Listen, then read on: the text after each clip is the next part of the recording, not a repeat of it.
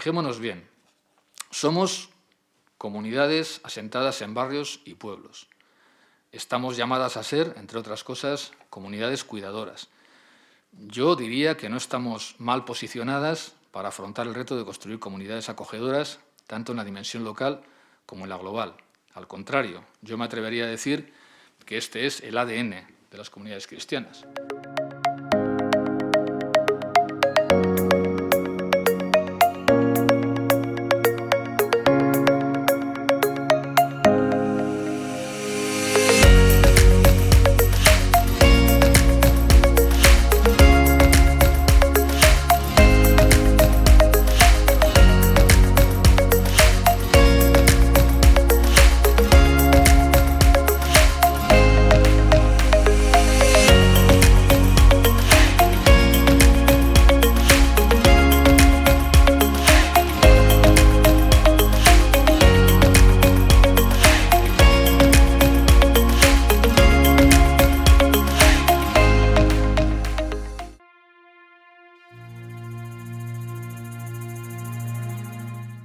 Martxoak 8 emakume.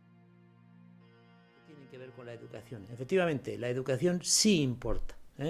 La educación importa porque importa la calidad de la educación que nuestros centros educativos católicos puedan dar, que importa también y muchísimo el mensaje que se transmita a través de las diferentes asignaturas y planteamientos, que tiene que ser sin duda un mensaje humanista.